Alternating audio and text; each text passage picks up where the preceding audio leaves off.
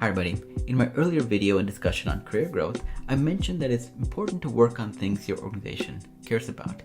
And there are a lot of questions I received asking me to go into more detail on what exactly this means. So I'm going to use this video to go into that level of detail. So one of the key enablers of career growth is what you might hear maximizing impact. You might have seen that repeated by your manager, by all of your internal trainings on what review season that comes up, or just literature that exists out there. And the way you maximize impact is by moving in the same direction that your organization wants you to move in.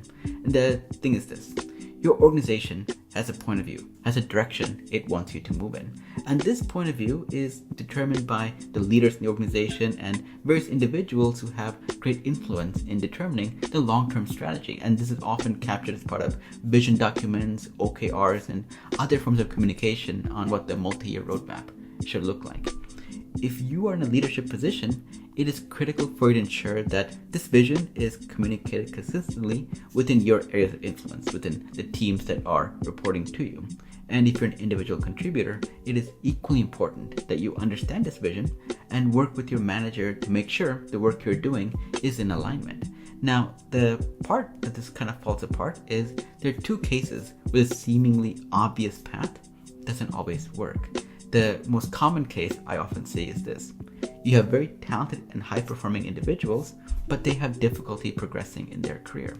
The common problem here is that what they're working on is just not important to the larger organization. And this is often a leadership failure where someone in this individual's reporting chain is not guiding the individual properly, or the leaders themselves aren't aligned with the larger org direction. You'll often see where there's inconsistencies in buy-in on the alignment. The individuals that are seeing it differently, their orgs will often have difficulty trying to fit in, and there's going to be a little bit of chaos as things get reconciled.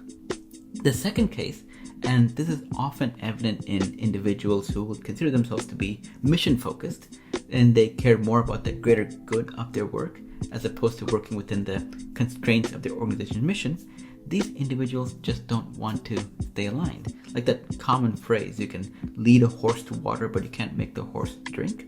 It kind of applies in the situation as well. Now, both these situations where the individual isn't guided properly or the individual just doesn't want to be guided, both these situations are not sustainable in the long run. It's going to be very difficult to maximize your impact or your team's impact, or for in this individual's case, their impact, when there is misalignment.